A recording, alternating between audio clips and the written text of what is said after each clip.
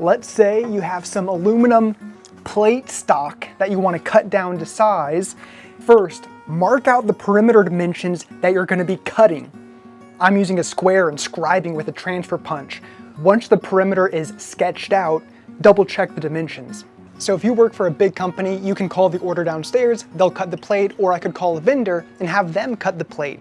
But I have a little company and we work out of my garage, and so sometimes I want to be able to cut 1/2-inch aluminum plates.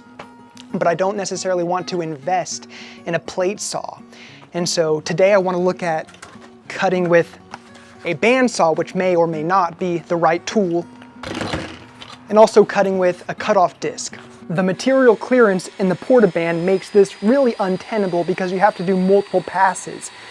So let's grab that angle grinder and put on the cutoff disc attachment. Using the cutoff disc, the first thing I'll do is clamp on a simple fixture called a fence. This will guide the tool so that I can get a straight cut. Something I found useful on the cutoff disc is to run up and down, just skirting the surface of the cut, so that'll kind of wear in the groove deeper and deeper as you go, and you don't have to constantly be reorienting to find the path. Keep in mind, cutoff discs are brittle. It's the tangential velocity that's doing the cutting, so there's no need to push really hard or you're gonna risk breaking the disc and potentially injuring yourself or someone else. So let the speed do the cutting.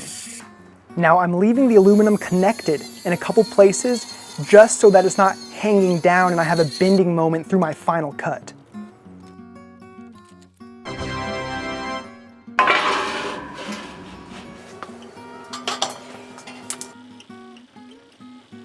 Part of my motivation for putting this video together is to encourage more mechanical engineers to use their own two hands. A lot of us go work for large companies where we can sit behind a computer and never use our own bodies. But I think there might come a time when we're grateful that we're able to build things and put things together ourselves. And sometimes when you just do something yourself, you don't have access to giant expensive tools, but you can get away with little rinky-dink things like a cutoff disc.